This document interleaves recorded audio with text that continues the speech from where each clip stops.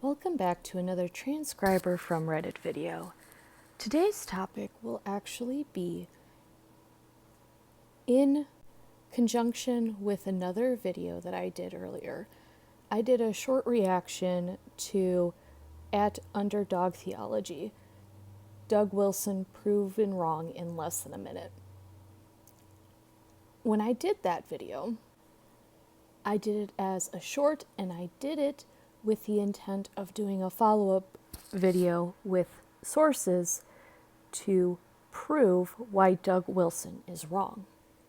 So first, just to refresh our memory, let's watch this clip. So Paul says in Corinthians that the man was not made for the woman, but the woman for the man. This is where it leads. Adam was. Please note that Doug Wilson talking about Corinthians, there was a verse for Proverbs that popped up.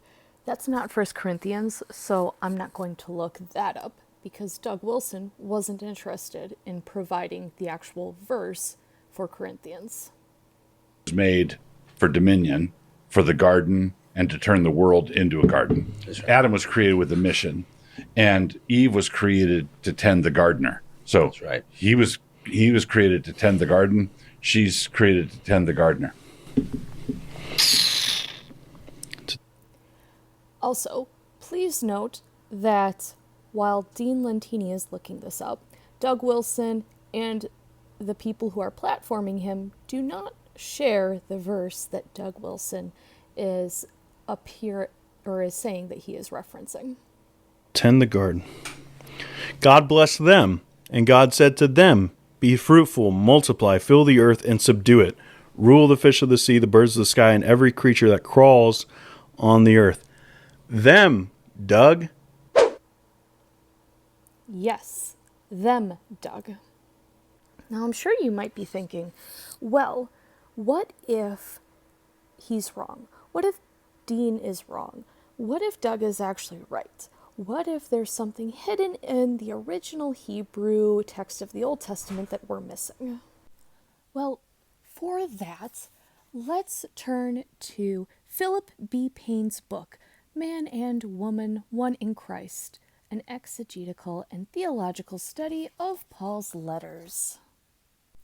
This is located in the first chapter of Philip Payne's book, the first chapter titled Backgrounds to Paul's Teaching Regarding Man and Woman. On page 42, he writes, and I read, God's blessings in Genesis 1 verse 28 encompass both man and woman and highlight their intimate personal relationships. Quote, God blessed them, and God said to them, Be fruitful and multiply, and fill the earth and subdue it, and have dominion over ... every living thing that moves upon the earth. End quote, NRSV. The surrounding pagan creation myths say nothing about God granting both man and woman authority over the earth and its creatures. This blessing in Genesis gives no hint that God gave man more authority than woman, or that God subjected woman to man.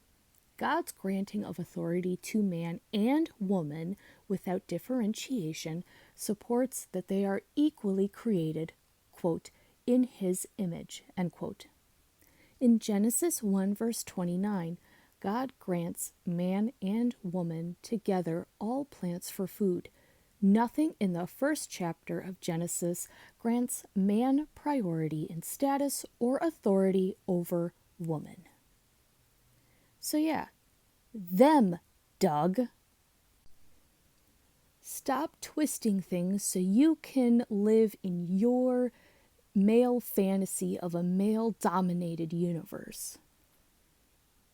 And stop subjecting and encouraging other men who listen to you to subject their wives and daughters and sisters and mothers and mother-in-laws and every female who may or may not be a friend to them. Stop subjecting them to this bullshit. That concludes today's video. Please consider liking, subscribing, sharing, leaving a comment down below, and I will see you in the next one. Thank you.